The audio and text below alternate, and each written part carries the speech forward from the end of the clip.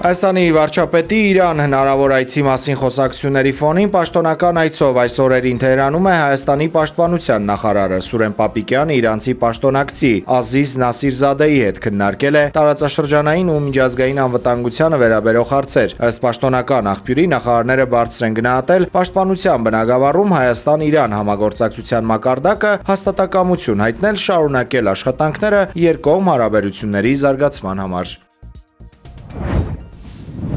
Եթե դուք եք նկատել, որ Հայաստանում YouTube-ի հոլովակները սկսվում են գովազդային հոլովակներով, սա նշանակում է, որ Հայաստանում սկսում է դրամայնացման կամ, ինչպես հայտնի է, մոնետիզացիայի գործիքի ակտիվացումը։ Առավոտյան պարզաբանել է վարչապետ Նիկոլ Փաշինյանը, սակայն սա դեռ թեստավորման փուլն է։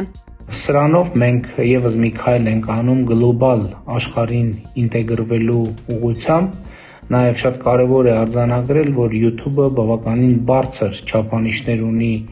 տեսողական բովանդակության վերաբերյալ, ինչը հույս է ներշնչում նաև, որ այս գործիքի կիրառմամբ նաև մեր մոտ տեսողական բովանդակության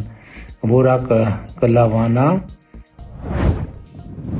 Ապրիլի 1-ից Հայաստանում բոլոր կենսաթոշակներն ու նպաստները կվճարվեն բացառապես անկանխիկ եղանակով։ Փոփոխությունը վերաբերում է շուրջ 665,000 շահառուի։ Մինչև մարտի 5-ը քաղաքացիները պետք է ընտրեն սպասարկող բանկը, հակառակ դեպքում ընտրությունը կկատարվի ավտոմատ։ ORS կառավարության նիստում սոցիալնախարար Արսեն Թորոսյանը նշել էր, որ անկանխիկ համակարգին անցնելու հիմնական խնդիրներից մեկը անձնագրային խնդիրներն են, իսկ առաջացման հիմնական պատճառը նախկինում կենսաթոշակը առանց դրա անհրաժեշտության ստանալն է եղել։ Նորից խնդրում եմ դա մարտի 5-ը մինչև անել այն քաղաքացիներին, որոնք դա կարող են անել ինքնուրույն, եւ մենք տեսնում ենք, որ դա արդեն տեղի է ունենում, հարգելի գործընկերներ, ուզում եմ մի թիվ հնչեցնել։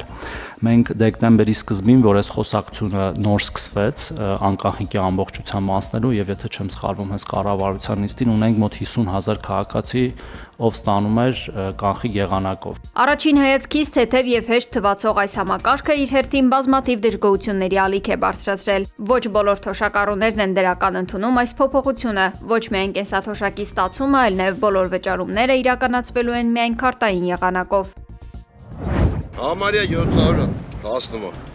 Կառավարության շենքի դիմաց տաքսու վարորդները այսօր էլ բողոքի ակցիա են իրականացրել, պահանջելով հստակեցնել իրենց իրավական կարգավիճակն ու սոցիալական երաշխիքները։ Ավականուն դիմադիր անդամ Մեսրոպ Մանուկյանի խոսքով օնլայն հարթակներում գրանցված է շուրջ 120,000 վարորդ, որոնցից մոտ 40,000-ի համար 10-ից 12 ժամյա աշխատանքը հիմնական եկամտի աղբյուրն է։ Չնայած 5% հարկ վճարելուն, նրանք չեն համարվում գրանցված աշխատող եւ չեն օգտվում առողջական ապահովագրությունից եւ սոցիալական երաշխիքներից։ Պլանավորում եթե կառավարությունը 10-15 օրվա կտրվածքով որոշակի արձագանք չտվեց, որոշակի չափով չանդրադարձավ այս խնդրին, իրենք գնալու են ակցիաների, խաղաղ անհնազանդությունների։ Մանուկյանը նաև նշել է, որ առողջապահության, աշխատանքի եւ սոցիալական հարցերի եւ էկոնոմիկայի նախարարությունները արձագանքել են, խոստանալով քայլեր ձեռնարկել։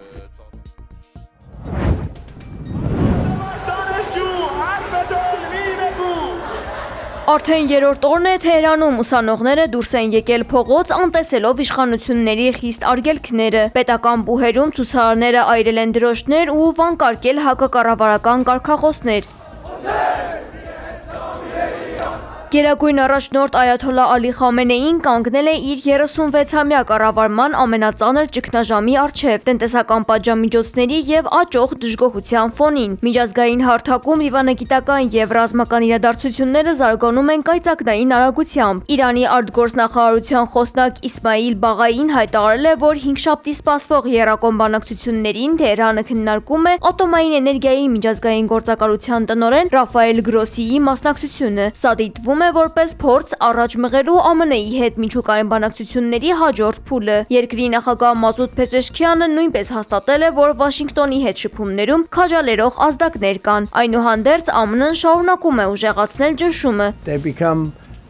soft and not recognizable. You go into Միացյալ Նահանգների զինված ուժերը բերվել են 100%-անոց մարտական պատրաստվածության։ Նախագահ Դոնալդ Թրամփը Truth Social-ի իր էջում վերահաստատել է, որ թեև նախընտրում է համաձայնության գալ, սակայն պատրաստ է կիրառել նաև ուժ։ Նա զգուշացրել է, որ բանակցությունների ձախողումը շատ վատ հետևանքներ կունենա Իրանի եւ նրա ժողովրդի համար։ Վաշինգտոնի պահանջները հստակ են՝ սահմանափակել միջուկային ծրագրերը, կրճատել հրթիռները եւ դադարեցնել աջակցությունը տարածաշրջանային որոշ խմբավորումներին։ Ըստ վերլուծաբանների, Թրամփն այս պահին փորձում է ժամանակ շահել հանրային աջակցություն ձևավորելու եւ ներքաղաքական ռիսկերը նվազեցնելու համար։ Ցանկացած ռազմական ձախողում նոյեմբերին կայանալիք ընտրություններից առաջ կարող է առիթ տալ դեմոկրատներին կրկին օրակարգ բերելու Թրամփի իմպիչմենթի հարցը։ Ճգնաժամային այս իրավիճակին զուգահեռ Սպահանի նահանգում շուկայի տարածքում վթարի է ենթարկվել բանակի ուսումնական ուղղաթիռը, ինչի հետևանքով 2 օդաչու զոհվել է։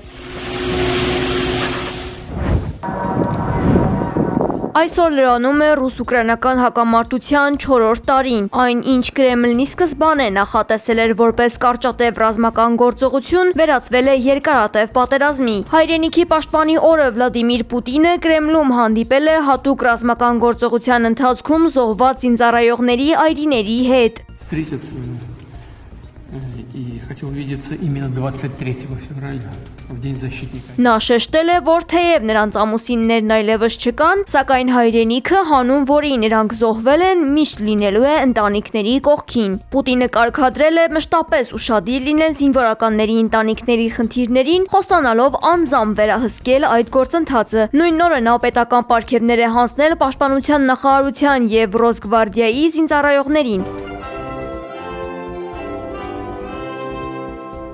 Ուկրաինայի նախագահ Վլադիմիր Զելենսկին պատերազմի 4-րդ տարելիցի կապակցությամբ ցույց է տվել իր բունկերը, որտեղ թաքնվել է պատերազմի սկզբից։ Նա հեգնել է. Պուտինը արդեն 4 տարի է 3 օրում գրավում է Կիևը։ Զելենսկին խոստովանել է, որ ուկրաինացի ժողովուրդը հոգնել է, բայց հանձնվել նշանակում է կորցնել ամեն ինչ։ Նա կոչ է արել ԱՄՆ-ին եւ Դոնալդ Թրամփին մենակ չթողնել ուկրաինացիներին, քանի որ առանց արևմտյան օգնության երկիրը ստիպված է միայնակ դիմակայել առելի ուժին։ Щоденні і те, що раніше здавалось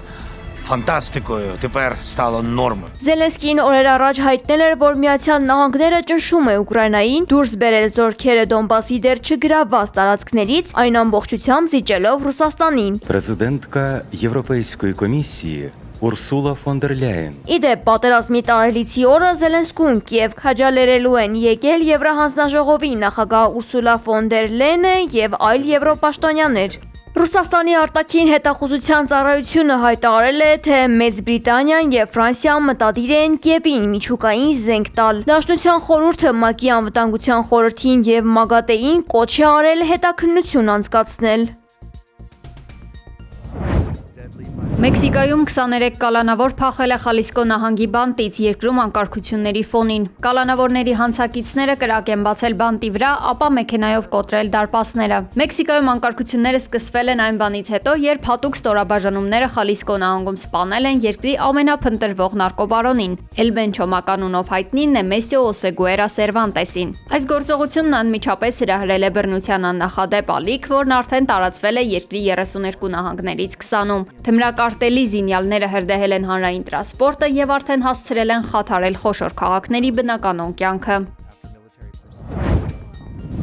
Սլովակիան դադարեցրել է Ուկրաինա արտակարգ էլեկտրաէներգիայի մատակարարումը։ Պատճառը Բրատիսլավայի Դրուժբա նավթամուղի վերաբերյալ վերջնագրի ժամկետի լրանալն է։ Որոշման մասին հայտնել է Սլովակիայի վարչապետ Ռոբերտ Ֆիցոն, նշելով, որ Ուկրաինան այլևս օգնություն չի ստանա իր էներգետիկ ցանցը կայունացնելու համար։ Այսօրվանից սկսած, եթե Ուկրաինան Սլովակիայից օգնություն խնդրի իր էներգետիկ ցանցի կայունացման հարցում, նման օգնության չի արժանանալու, ասել է Ֆիցոն։ Սլովակիայի առաջնորդը շաբաթ վերջնագիր էր ներկայացրել, պահանջելով, որ Կիևը մինչև 2 շաբթի վերականգնի նավթի մատակարարումը, հակառակ դեպքում իրենք կանցնեն կտրուկ քայլերի։ ԱՄՆ-ում Մեծ Բրիտանիայի նախկին դեսպան Փիթեր Մանդելսոնը ձերբակալվել է պաշտոնական դիրքը չարաշահելու եւ Ջեֆրի Էփշտեյնի հետ կապերի բացահայտումից հետո։ 72-ամյա Մանդելսոնը ազատվել էր Մեծ Բրիտանիայի դիվանագիտական ծառայության պաշտոնից դեռ սեպտեմբերին, երբ վարչապետ Քեյր Սթարմերի վարչակազմը հրապարակել էր նրա եւ Էփշտեյնի միջև հաղորդագրությունները։